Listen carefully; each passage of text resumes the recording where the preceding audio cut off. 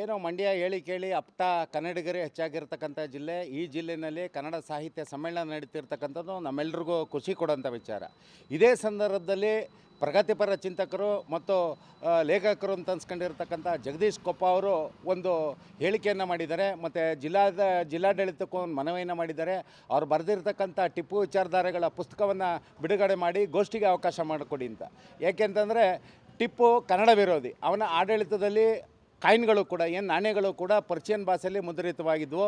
ಮತ್ತು ಊರುಗಳು ಜಲಾಲಾಬಾದು, ಮುರ್ಷಿದಾಬಾದು, ಖಯಾಮಾಬಾದ್ ಅಂಥೇಳಿ ಮೈಸೂರು, ಮಂಗಳೂರು ಈ ರೀತಿ ಇಡೀ ರಾಜ್ಯವನ್ನು ಖುದಾದಾದ ಅಂಥೇಳಿ ಒಂದು ಕರೆಯುವಂಥ ಕನ್ನಡ ವಿರೋಧಿತನವನ್ನು ಟಿಪ್ಪು ಪ್ರದರ್ಶನ ಮಾಡಿದರು. ಮತ್ತು ಟಿಪ್ಪುವಿನ ಕಾಲದಲ್ಲಿ ಆಡಳಿತದಲ್ಲಿ ಸಂಪೂರ್ಣವಾಗಿ ಪರ್ಷಿಯನ್ ಭಾಷೆಯನ್ನು ಹೇರಲಾಗಿತ್ತು.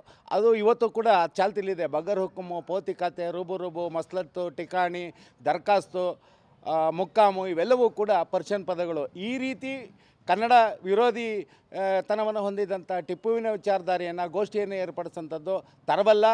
ಈಗೇನಾರ ಜಿಲ್ಲಾಡಳಿತ ಸರ್ಕಾರ ಏನಾರ ಈ ರೀತಿ ಗೋಷ್ಠಿಯನ್ನು ಏರ್ಪಡಿಸಿದ್ರೆ ಮತಾಂಧ ಒಬ್ಬ ಸ್ತ್ರೀ ಪೀಡಕ ಕನ್ನಡ ವಿರೋಧಿ ಟಿಪ್ಪುವಿನ ವಿಚಾರಧಾರೆಗೆ ಗೋಷ್ಠಿ ಏನಾರ ಅವಕಾಶ ಮಾಡಿಕೊಟ್ರೆ ತೀವ್ರತರನಾದ ಪ್ರತಿಭಟನೆಯನ್ನು ನಾವು ಮಾಡ್ತೀವಿ ಅನ್ನೋ ಒಂದು ಎಚ್ಚರಿಕೆಯನ್ನು ಕೊಡ್ತಾ ಇದ್ದೀವಿ.